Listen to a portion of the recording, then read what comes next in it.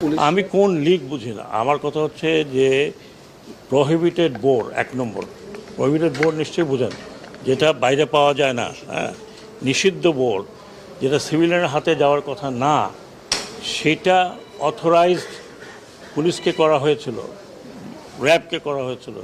সেই ওয়েপন কিভাবে এদের হাতে গেল এবং এই ওয়েপনের ফায়ারিং এই এই এই আপনার আনসারদের, ওরা তো বাইরে হয়নি, একজন দুজন হয়তো ছিল, তাদের ওখানে ফায়ার করলো। এবং আমাকে ভিডিও আমি দেখলাম, একটা সিভিলিয়ান ছেলে 7.62 হাতে নিয়ে চলে গেছে। তার মানে এই রাইফেল আর ফেরত আসে নাই। এটা হতে পারে একটা একটা একটা দেশে? তো কেমন কথা? মানে এক ধরনের, মানে কি বলবো, আমি এই ধরনের স্বৈরাচার ব্যবস্থা দেখি নাই।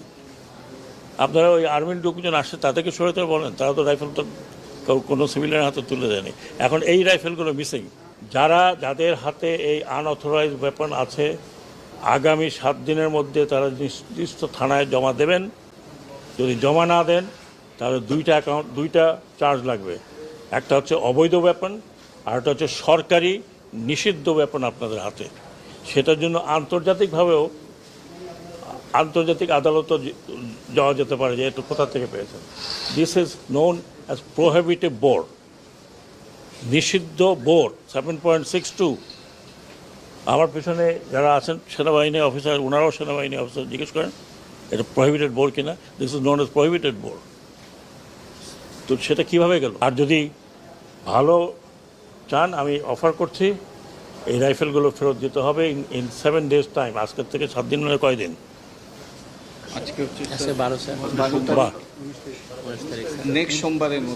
নেক্সট সোমবারের মধ্যে ওয়েপন ফেরত আসতে হবে।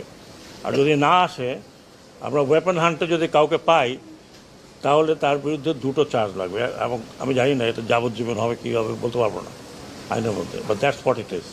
আপনারা থানায় দেন, জমা দেন, নিজেরা না দেন কারোর মাধ্যমে দেন, যেটাই হোক এই রাইফেলগুলো ফেরত দরকার আমাদের। না হলে আমরা হান্টিং শুরু করব। পুলিশের নিজেরাই বলেছে এটা আমাদের কলঙ্কিত একটি, সবাই যে খারাপ তা তো না। আমি কি বলতে পারবো যে সব খারাপ? 100% পুলিশ খারাপ ছিল, সবাই দানব হয়ে গেছিলো? এখন তো তাদের রিয়েলাইজেশন হচ্ছে যে হোয়াট দে হ্যাভ ডান। এবং আমাকে যেটা তারা নিজেরাই বলছে যে আমরা এই পোশাক পরে একদিনও বেরোতে চাই না।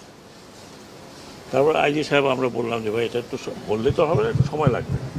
ওরা বলে আমি ওই কালকে দেখলাম যে এই ট্রাফিক পুলিশ, শুধু পুলিশের একটা জ্যাকেট পরে দাঁড়িয়ে আছে রাস্তায়। তো তাদের মধ্যে তো একটা উপলব্ধি হয়েছে, তারা তো এখন দেখছে যে what they have done, they have not done. তাদেরকে দিয়ে করানো হয়েছে, কী করানো হয়েছে। আমি জানি আপনারা হয়তো আমাকে পছন্দ করবেন না, কিন্তু দেশে বিদেশে আপনারা দেখছেন কি, দয়া করে দেশটাকে ভাগ করেন, দেশটাকে নষ্ট করেন না। অনেক কষ্ট করে স্বাধীনতা হয়েছে, স্বাধীনতা ধরে রাখতে খুব ডিফিকাল্ট। আশেপাশে আমি নাম বলতে চাই না, আশেপাশে দেখেন কি অবস্থা। স্যার, এই পরিস্থিতির জন্য 11 দফার ভিতরে একটা অন্যতম দফা ছিল তাদের সিনিয়রদের বিচার। এই বিষয়টা আপনাদের না, সেটা আমরা পরে। হ্যাঁ, আরে ভাই, একজনকে বললো আপনি দোষী, আমি কি ঝাঁপায় আপনার গলা ধরতে পারবো? ইনকোয়ারি লাগবে না? তাদের অবস্থান আপনাদের জানা আছে কিনা? বের হবে।